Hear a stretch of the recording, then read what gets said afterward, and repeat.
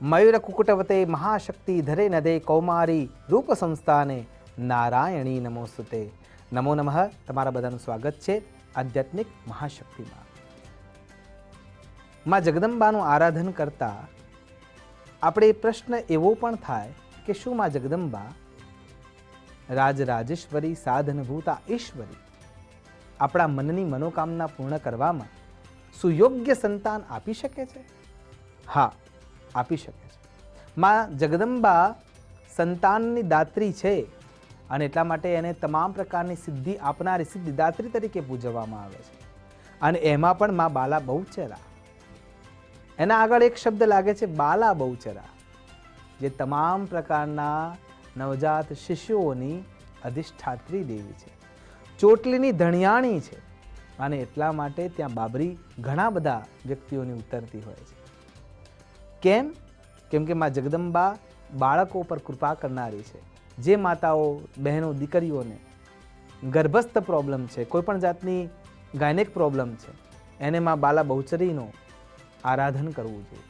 અને માં બાલા બહુચરી અથવા માં બાલા બહુચરા ખરા અર્થમાં જેને આરાધન કરવાથી 100% આપણને સંતાન પ્રાપ્ત થાય છે.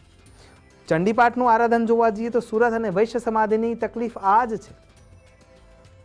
સતયુગથી માંડીને કલયુગ સુધી બધાની પરેશાની આ જ છે. કદાચ સંતાન પ્રાપ્તિ અત્યારના ખોરાકના કારણે થઈને, વિચારોના કારણે થઈને, જીવનશૈલીના કારણે થઈને. પ્રશ્ન તો ત્યાં જ છે. કદાચ સંતાન પ્રાપ્તિ થઈ જાય, પણ ઉત્તમ સંતાન પ્રાપ્તિ આજે આપણા બાળકને, જેને આપણે પોતીકું ગણીએ છીએ, આપણું સંતાન ગણીએ છીએ, એની ખાલી હેરસ્ટાઇલ બદલવાની હોય ને અને આપણે એને ઓર્ડર કરીએ ને તો પણ એ મુશ્કેલ થઈ ગયું છે. કેમ? કેમ કે આપણે ઉત્તમ સંતાન પ્રાપ્તિની વ્યાખ્યાને ભૂલી ગયા છીએ.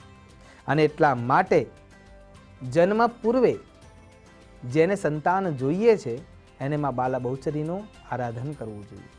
જન્મ પૂર્વે કેમ?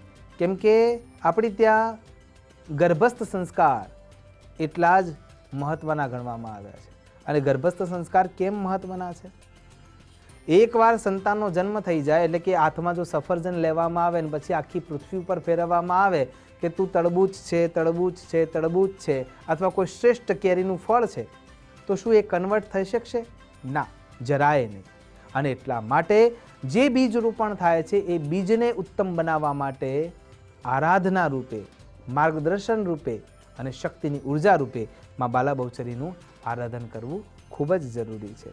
તો શરૂઆતનો જે શ્લોક છે, મયુર કુકુટવતે મહાશક્તિ ધરે નદે કૌમારી રૂપ સંસ્થાને નારાયણી નમોસ્તુતે. એ માં જગદંબાનું આરાધન આ મંત્ર દ્વારા વારે વારે રટન કરવામાં આવે, સાથે ગોપાલ સંતાન પ્રાપ્તિ સ્તોત્રનો પાઠ કરવામાં આવે અને સુયોગ્ય આહાર લેવામાં આવે, યમ નિયમને સ્થિર કરવામાં આવે તો ચોક્કસ આપણને ઉત્તમ સંતાન પ્રાપ્ત થઈ શકે છે.